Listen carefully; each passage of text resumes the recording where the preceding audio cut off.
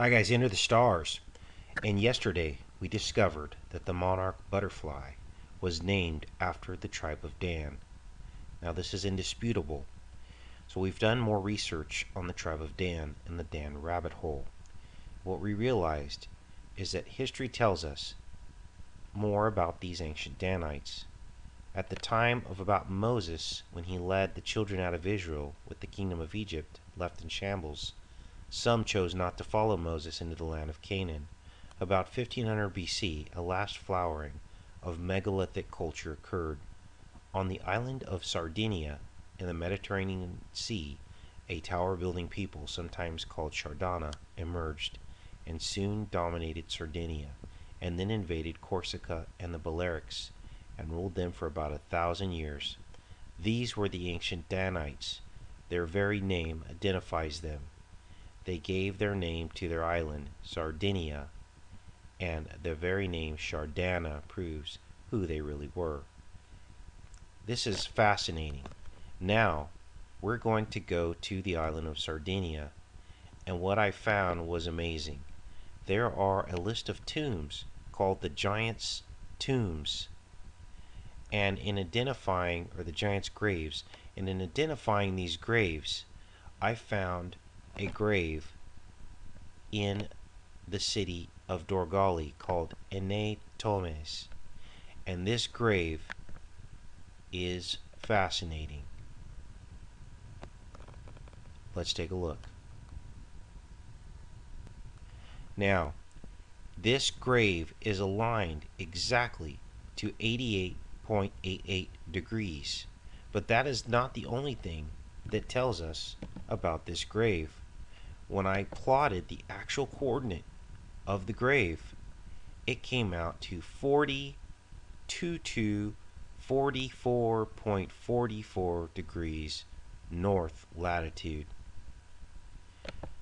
That tells us that these giants actually had an affinity to this number 8 and 4.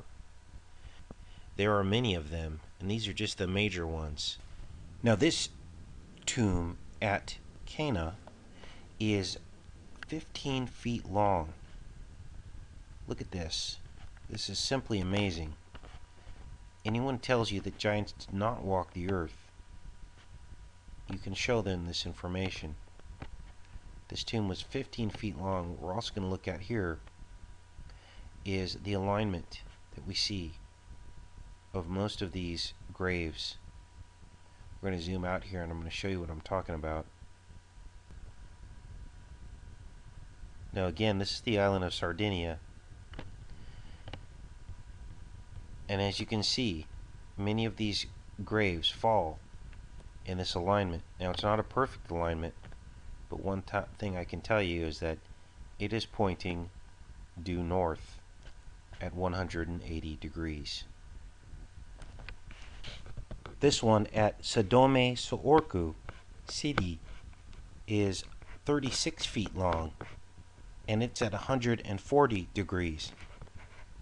Here's another, the tomb of San Cosimo, and as you can tell, they all share the same pattern, this semicircle with an oval behind it. This particular one is oriented northbound. Once again, it's not exactly 180 degrees, but it's very close.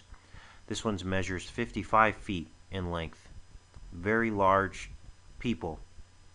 This was the very first one that I checked because it was shown down here in the image gallery, so naturally I checked it, and I just knew in my heart it would come out to 88.88 degrees, and sure enough it did. Why? Because when you know truth, you know it.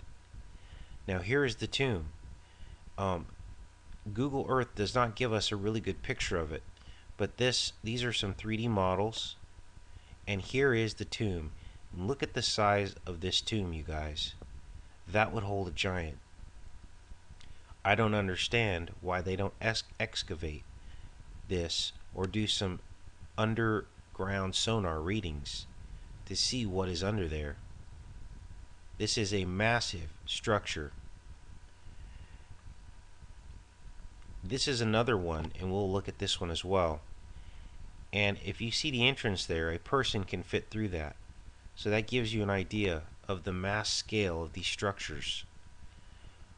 Why archaeologists have not descended on these sites and looked at these things is beyond me.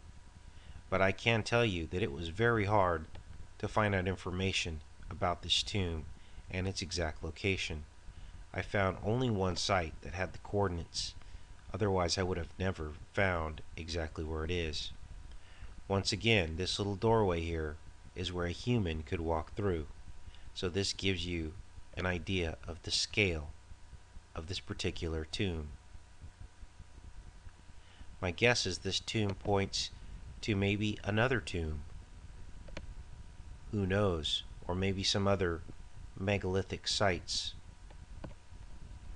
Anyway, I thought I'd share that with you guys. Take care and be safe.